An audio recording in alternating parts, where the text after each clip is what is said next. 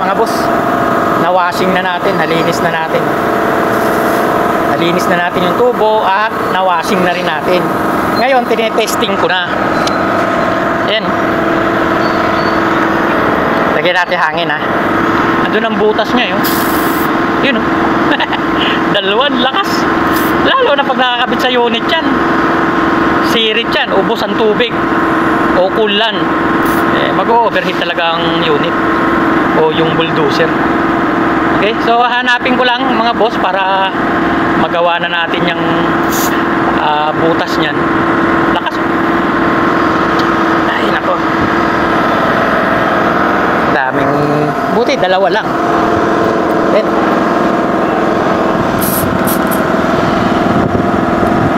lakas, di ba?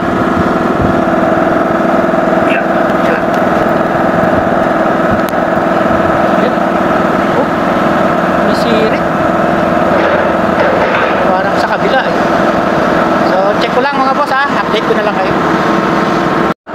Eto na mga boss. Nilinis ko yung cooling pin niya, inalis ko. Itong isang to, tubo. Kasi malayo yung leak niya dito sa header plate. Ito yung header plate eh.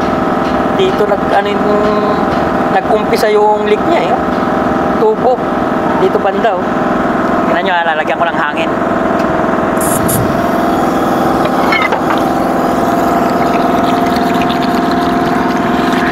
Ayun o.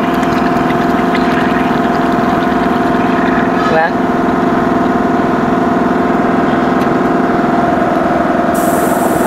Dalawa. Magkatabi. Ayun, lakas o. O diba? Sumisirit ayun o. Tubo. Dalawa, magkatabi. Tapos itong isa, parang sa kabila eh. Nangyari to. Factory damage ba to? Kasi kung factory damage, hindi na maikakabit dapat to. Timano. Ay, ako. Ito na mga boss oh. Nalinis ko na yung ito yung tubo na may diferensya. So itong unahin ko munang gawin. Dalawa eh, isa rito tsaka isa rito. Ngayon baka naisip ko baka tumatalsik lang yun. Bumabanda kasi malakas ang pressure. Bumabanda, tinatamaan to. Kaya ito muna ang unahin ko at susubukan kong i-welding ng aluminum kasi malayo naman siya sa sa header plate.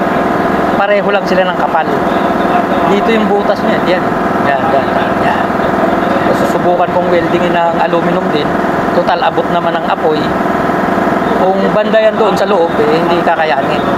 Lalo lang madadama yung ibang tubo na katabi, mabubutas. So ito kita ko. Tsaka nasa labas lang siya. Baka sakali kayanin, okay?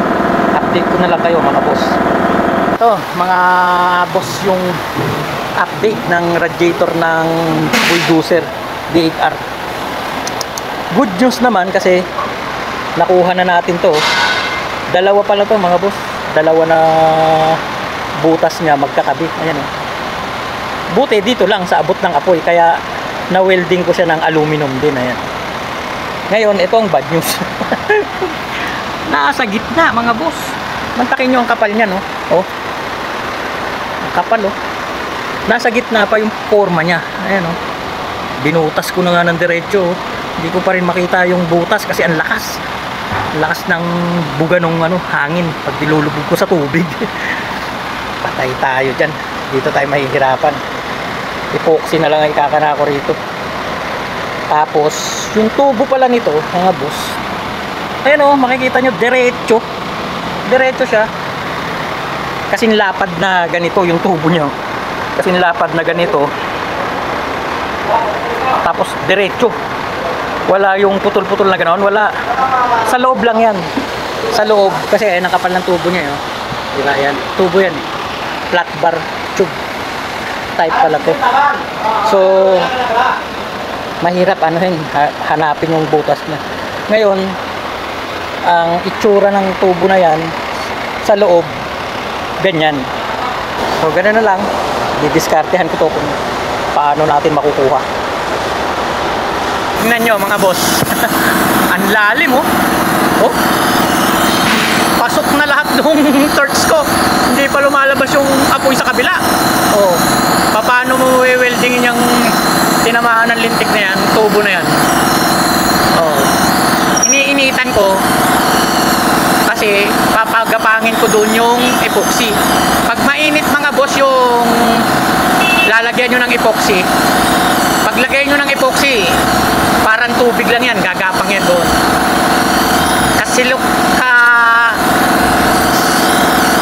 singit-singitan, pupunta ng epoxy yan.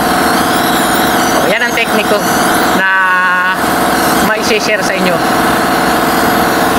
Mga boss, yung update ng radiator na malaki na para sa bulldozer DHR. Ayan, kahapon pinulo ko na ng epoxy boss. Oh, pinulo ko yan, kabilaan na yan. Since na hindi ko kita yung butas kung nasaan yung location niya, tinambakan ko na lang para wala na siyang kawala. Titingnan natin ngayon dahil ite-testing ko na. Tapos magdamag kong tuyo. Ayan, ang tigas oh. Para sintigas na rin itong aluminum yun. Oh, tigas. Oh, hindi na niya kaya yan. Kasi hindi ko alam kung saan ang butas eh. Kung ito bang tubo na to o ito. Basta bandang gitna. Dito banda, ayan, sa ganyan. Doon nagmumula yung butas. Yung talsik ng hangin ba. Ngayon, hindi ko lang sure kung dito o dito. Kasi, syempre, pag talsik niya, tatama rito, di ba?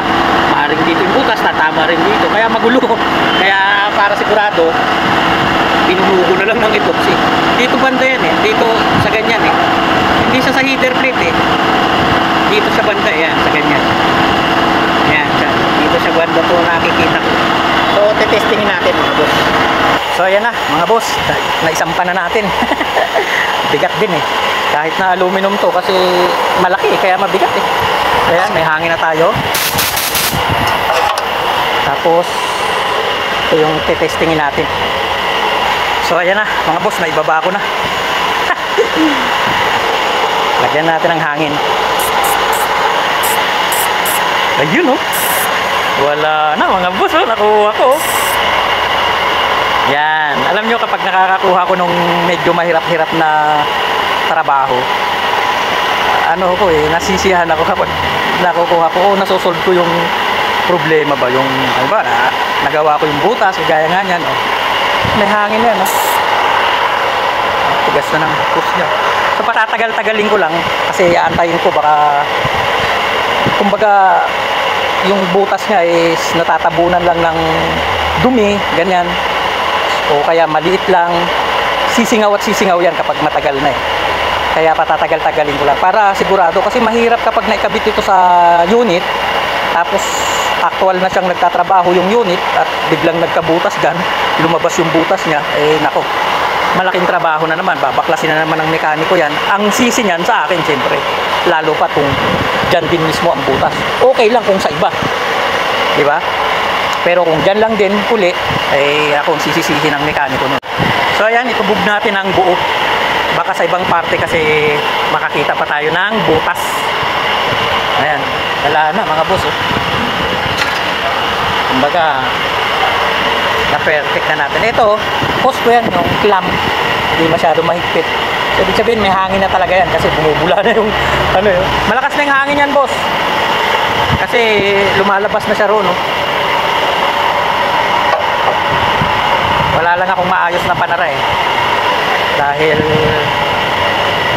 para mas malakas na pressure ang ikakarga sana natin dito. Pero ngayon, malakas na yan. Delikado kasi baka tumalsik.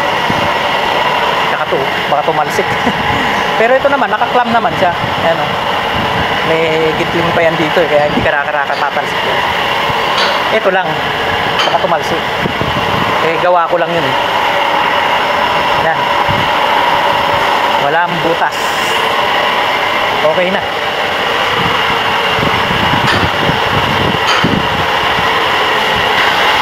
At maraming salamat mga boss sa walang sawang panonood nyo ng mga upload video ko.